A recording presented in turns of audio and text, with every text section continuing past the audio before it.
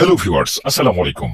পকেটে টাকা না থাকলে দুশ্চিন্তার আর কোনো শেষ নেই। আসলে কি জানেন, কেউই দাম দিতে চায় না পকেটে টাকা না থাকলে। আর সেজন্য আজকে আপনাদের জন্য নিয়ে এসেছি মেলবেট নিয়ে চমৎকার একটি ভিডিও। বন্ধুরা, অ্যাকাউন্ট খোলার জন্য প্রথমে মেলবেট অ্যাপটি ক্রোম বা অন্য যে কোনো ব্রাউজার হতে ডাউনলোড করে নেবেন এবং অ্যাপে প্রবেশ করবেন। এখানে দেখতে পাচ্ছেন দুটি অপশন রয়েছে। এখান থেকে রেজিস্ট্রেশন অপশনে চাপ দিবেন। এখানে দেখতে পাচ্ছেন কিছু অপশন দেওয়া রয়েছে। এখানে আপনি ইন ওয়ান ক্লিক অপশনে চাপ দিলেই নতুন একটি পেজ চলে আসবে। তারপর এখানে যেমন আছে তেমনই থাকবে। এখন এখানে প্রোমো কোড ব্যবহার করবেন যাতে আপনার অ্যাকাউন্ট সম্পূর্ণ নিরাপদে থাকে এবং ফুল ভেরিফাইড হয়। প্রোমো কোডের এই ঘরে লিখবেন LE50। বন্ধুরা, আবার বলছি LE50।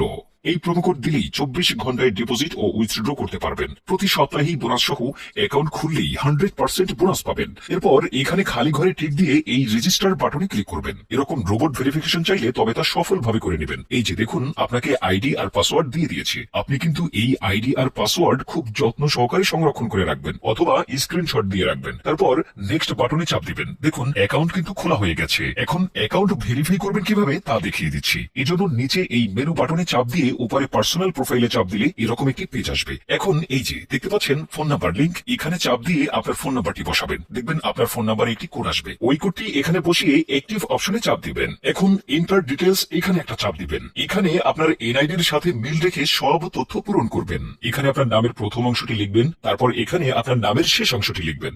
ডেট অফ বার্থ, এখানে আপনার জন্ম তারিখটি লিখবেন। প্লেস অফ বার্থ মানে আপনি যেখানে জন্মগ্রহণ করেছেন তা লিখবেন। রিজিওনে বাংলাদেশ, তারপর সিটিতে ঢাকা, রেসিডেন্স অ্যাড্রেসে আপনার জেলাটি লিখে দিবেন। ডকুমেন্ট টাইপ অপশনে ন্যাশনাল আইডি কার্ড সিলেক্ট করবেন। এখানে সিরিজের ঘরে 1 লিখে দিবেন। ডকুমেন্ট নাম্বারের এখানে আপনার এনআইডি কার্ডের নাম্বারটি বসাবেন। আর যদি আপনার এনআইডি কার্ড না থাকে কোনো সমস্যা নেই বন্ধুরা, আপনার মোবাইল নাম্বারটি বসিয়ে দিবেন। এখানে ডেট অফ ইস্যুর জায়গায় ভোটার আইডি কার্ডের উল্টো পাশে দেখবেন ডেট অফ ইস্যুর ডেট দেওয়া আছে, ওইটা বসিয়ে দিবেন। তারপর ইস্যুর বাইয়ের জায়গায় বাংলাদেশ গভর্নমেন্ট লিখে দিবেন। সব ঠিক থাকলে নিচের এই টিক মার্কে একটা চাপ দিবেন। এই যে দেখতে পাচ্ছেন অ্যাকাউন্ট ভেরিফাই হয়ে গেছে।